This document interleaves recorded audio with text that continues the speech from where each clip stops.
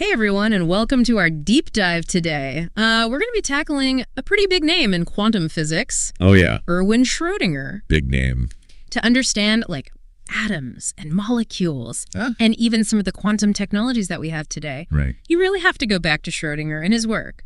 So what did this guy contribute? I mean, what was so impactful about his work? Well, get this. Imagine a cat that's both dead and alive at the same time.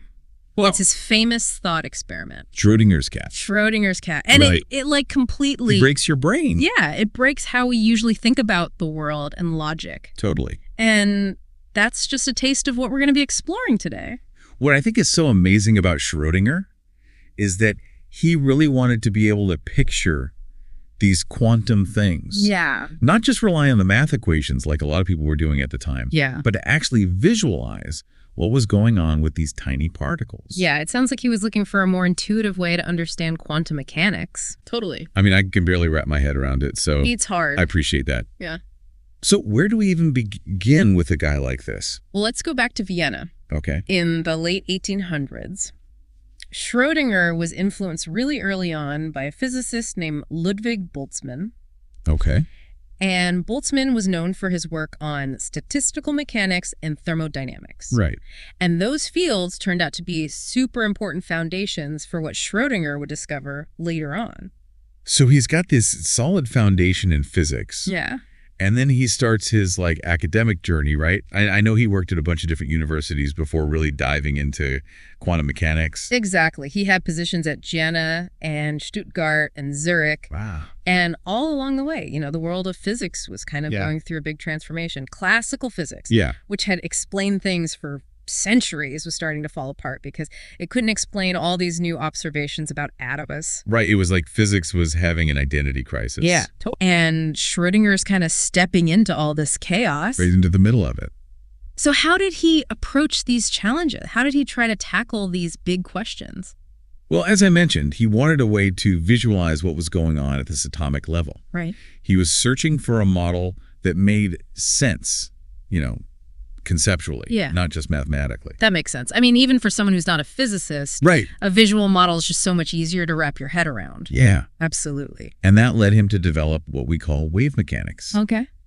It was a completely revolutionary idea. Yeah. Instead of seeing particles like electrons as these tiny little points, Yeah. he imagined them as these wave packets spread out through space. Okay, I think I'm starting to see where this is going. Yeah. So instead of a tiny billiard ball zipping around, Right. an electron's more like a wave rippling through space. That's a great way to put it. But how do you even describe something like that mathematically? That is where the famous Schrödinger equation comes in. He figured out this way to describe how these wave functions Yeah. changed over time Uh-huh. based on things like their energy and the forces acting on them. So this equation, it's a window into the behavior of these quantum waves. It is, exactly. Right. And it completely revolutionized the field. Even today, it's the basis Wow. for tons of calculations in physics and chemistry. And, the basis for a lot of modern quantum technologies, too. That's incredible. From visualizing an electron as a wave to creating this equation that describes its behavior. Right. It's mind-blowing how one person's idea can just have this massive impact. Huge impact. Yeah. But I have to ask, was everyone on board with his wave mechanics? Well, not exactly. Okay. See, there was this other big name in quantum mechanics Yeah. at the time, Werner Heisenberg. Oh, yeah, Heisenberg. And he had this own theory Uh. called matrix mechanics. So it was like a quantum showdown, What? wave mechanics versus matrix mechanics? A battle of the titans. Well, what were the main differences between the two? Well, Heisenberg's approach focused on using these things called matrices, Okay. which are kind of like these grids of numbers Yeah. to represent properties of these quantum particles. Okay. And his model really emphasized this idea that these properties exist in these discrete states, Yeah. meaning they can only take on certain very specific values. So it sounds like Heisenberg's approach was a lot more abstract and mathematical, Yeah. whereas Schrödinger was looking for something more visual. More intuitive. Exactly. You got it. Yeah. And what's fascinating is that Yeah. despite their differences, They were both right.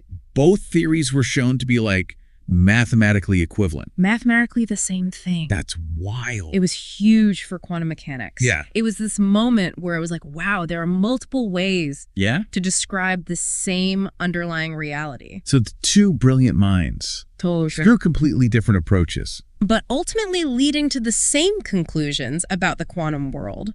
That must have been a really exciting time to be in physics. It was an incredible time. Just this flurry of activity, Yeah. of new discoveries and debates. Yeah. But even with this unification, Yeah. there was still this question of like, okay, but what does this all mean? Right. Like, how do we interpret what these theories are actually telling us about reality? Right. Because knowing the math is one thing, Yeah, but understanding what it means Right. is a completely different challenge. totally. So how did people start to make sense of all these new quantum ideas? Well, the most well-known interpretation Okay. is called the Copenhagen interpretation. Okay. And it was developed by Niels Bohr and Werner Heisenberg. Okay.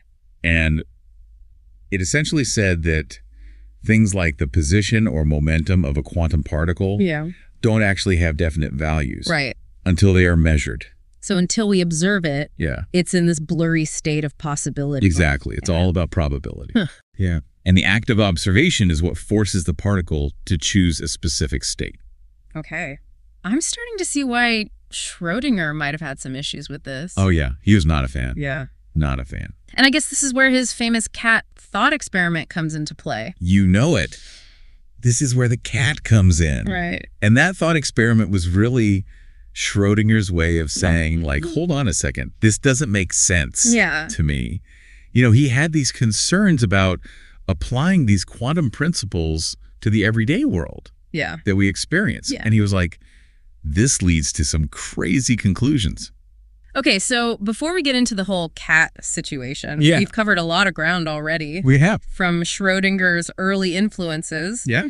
to the development of wave mechanics, Uh-huh. the rivalry with Heisenberg. The Battle of the Titans. It's been quite a journey, It's been a wild ride. but we're just getting started. When we come back, we'll dive into the thought experiment that has captured the imaginations of physicists, Uh-huh. philosophers, And cat lovers alike. and cat lovers alike. Schrödinger's cat. Stay tuned. We'll be right back. Welcome back to our deep dive into the world of Erwin Schrödinger. Right before the break, we were talking about how Schrödinger wasn't totally sold on the Copenhagen interpretation Right. and this whole observer-dependent reality idea. Yeah, he really wanted something a bit more concrete, you know. Holy, yeah. And to illustrate his point, Yeah. she came up with this thought experiment we call Schrödinger's cat. Okay, so lay it on me. What's the deal with this cat? All right, say. Why should I never buy a cat without looking in the box first? Well, this is a little more complicated than that. Imagine this. You've got a cat, Okay. and it's in a closed box. Okay. Now, inside the box, there's this device, and it has a radioactive atom. Okay. And that atom has a 50-50 chance of decaying in like an hour. Okay. Now, if the atom decays, Yeah. it triggers this mechanism. That releases poison and kills the cat. Oh. But if it doesn't decay, Yeah. the cat's totally fine. Okay, so far so morbid.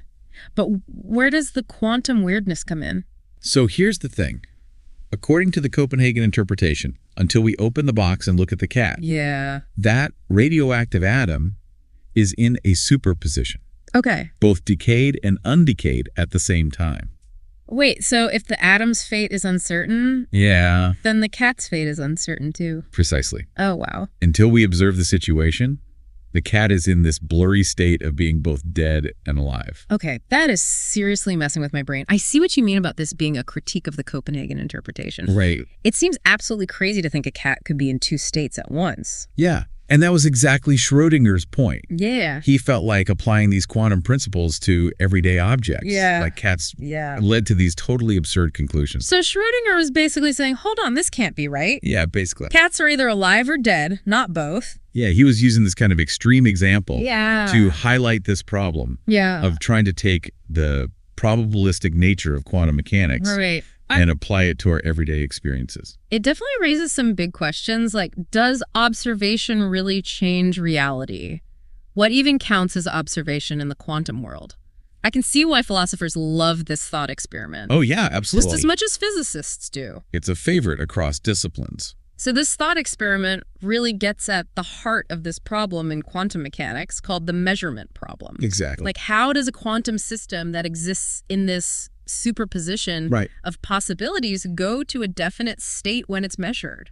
It's wild. Yeah, it's a really tough question, and it's something that we're still debating today. So while Schrödinger wasn't a fan of the Copenhagen interpretation, did he propose any, alternative interpretations himself? So he didn't fully embrace one single interpretation, but his writings do suggest he was more drawn to interpretations that didn't require this observer to collapse the wave function.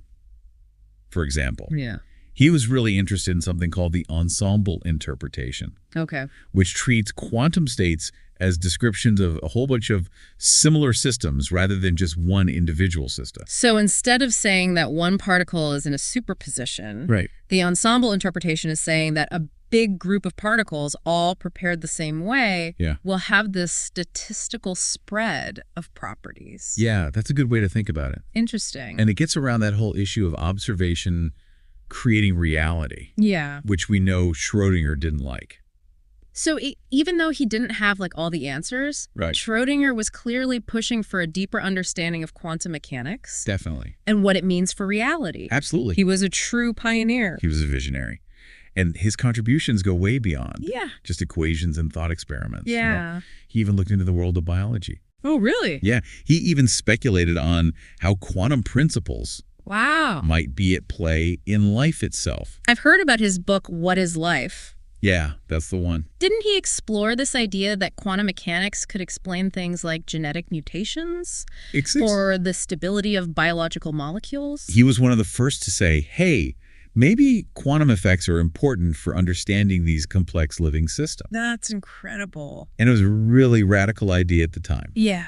And while some of his specific ideas haven't held up, he really helped spark a whole new field of research. So he wasn't just trying to understand the universe at its smallest scale. Yeah. He was also thinking about how these quantum principles might play out. In the big picture. Yeah, in the larger context of life itself. Really? That's so inspiring. It just shows the power of curiosity and thinking outside the box. Yeah, he wasn't afraid to step outside those boundaries. And it's not just his scientific thinking that was so groundbreaking. Right. His philosophical insights have had this huge impact. Oh, yeah. I mean, we've already talked about the measurement problem, but his work has sparked discussions in other areas of philosophy, like epistemology. Absolutely. And the nature of reality. Yeah, he was asking these fundamental questions about what we can know and what it means for something to even exist. Yeah, that's getting pretty deep. Deep stuff.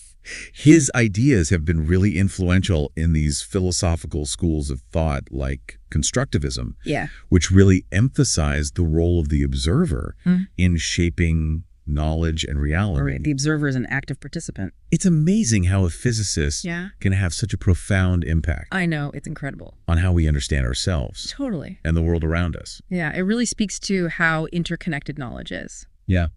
You know, even in quantum mechanics, where things get super strange, there are these deep connections to how we experience and understand the world on a human level. I'm realizing that this deep dive has been about so much more than just physics. It really has. We've explored these philosophical implications of quantum mechanics, the relationship between the observer and the observed. Absolutely. And we've even touched upon the mysteries of life itself. We've covered a lot of ground. And while Schrödinger might not have had all the answers, his work is a testament to the power of asking the right questions. Absolutely. And just never giving up on the pursuit of knowledge. Never stop exploring. All right, well, before we get too existential here, let's take another quick break. Okay. And when we come back, we'll explore Schrödinger's lasting legacy and what he might think of the world today. I can't wait. Stick with us. And we're back for the final part of our Erwin Schrödinger deep dive. It's really amazing to think about how this one physicist's ideas had such a lasting impact, not just on science, but on how we think about reality. Oh, absolutely. Yeah. I mean, it's a real testament to the power of asking those big questions. Right. And challenging what everyone thinks they know. Yeah. And, you know, it makes me think, what would Schrödinger say? Oh, yeah. If he could see the world today. Right. I mean, so much of what we do now with quantum technology is really built on the foundations that he laid. It all goes back to him. It does. I mean, imagine Schrödinger reacting to things like quantum computers Right. and quantum cryptography. Remember, Yeah. in his time, those were purely theoretical concepts. Well, he had the vision, He had the vision, yeah. but not the tools to actually bring it to life. The technology just wasn't there yet. Exactly. So if he could see how far we've come, Yeah. what do you think he would be most interested in? Oh, gosh. That's a tough one. I think he would be absolutely fascinated by the progress in quantum computing. Yeah. The idea that we're building machines Yeah. that use superposition and entanglement Right. to do these crazy calculations that are just impossible for classical computers. Yeah. I think that would just blow his mind. I can totally picture him geeking out with the researchers. Oh, yeah. For Just sure. like diving into all the technical details and Yeah. maybe even coming up with new avenues to explore. Oh, absolutely. He was always so curious, Yeah. eager to push the boundaries. Always thinking outside the box. Yeah. But I think, knowing him, Yeah. he wouldn't just be interested in the technology. Right. He'd really want to dig into Yeah. those deeper implications. That philosophical questions that arise Exactly. from harnessing these quantum phenomena. Like, for example, how does the probabilistic nature of quantum computing Yeah. change how we think about what it even means to compute something? Right. Or, how does the act of measuring these qubits Yeah. affect the information they contain? That is getting really deep. Yeah. And I think he'd be right there with us, Oh, yeah. He wouldn't shy away from that. grappling with the measurement problem Right. in the context of all this new technology. I bet he'd be coming up with new ways of thinking about it. Maybe even revisiting some of his old interpretations. It's too bad we can't have him here I know. I wish we could ask him. to be a part of these debates. But, his legacy lives on You really do. through all these scientists and philosophers who are continuing to explore the frontiers of quantum mechanics. That's true. And it's not just about quantum computing either. You're right. Remember, Schrödinger was also super interested in the connections between physics and biology. Yeah. I think he would just be so thrilled to see the emergence of quantum biology. Oh, absolutely. This idea that quantum mechanics might play a role in things like photosynthesis, Yeah. bird navigation, Mm-hmm. or even our sense of smell. It's amazing. I think he'd be poring over the latest research, He would. asking tons of questions. Yeah. And probably coming up with his own hypotheses to test. Yeah. That's who he was. He was so ahead of his time. It makes me wonder what other mysteries he would be trying to unravel if he were still here today. I mean, think about it. There's still so much we don't know about quantum mechanics Oh, totally. and what it means for us and the universe. Right. The nature of consciousness, Yeah. the origin of life, Mhm. the relationship between quantum mechanics and gravity. Wow. These are all huge questions. And they're not just physics questions either. They're philosophical questions too. Exactly. I have no doubt that Schrödinger would be diving headfirst into these mysteries, Yeah. pushing us to question our assumptions, Yeah. explore new perspectives. To just never stop questioning the Yeah. nature of reality. That's his greatest gift to us. I think so. This sense of wonder, the thirst for knowledge, Yeah. and the courage to ask the big questions, Yeah. even when we don't have all the answers. Absolutely. Well, on that note, I want to thank you. Oh, it's been my pleasure. Not just for sharing your expertise, but for reminding us that science is more than just facts and equations. It's a journey. Yeah. It's a process. It's a process. It's about curiosity and imagination. And this constant pursuit of deeper understanding. Absolutely. Well said. And to all of you listening, Yeah. thank you for joining us on this deep dive into the world of Erwin Schrödinger. Thanks, everyone. And if you're eager to learn more, be sure to check out the resources Yeah, we've got some great stuff for you. we've listed in the show notes. Yeah, check it out. Keep those questions coming. Keep exploring. Keep exploring and keep Schrödinger's spirit of inquiry alive. Yeah, keep that curiosity going.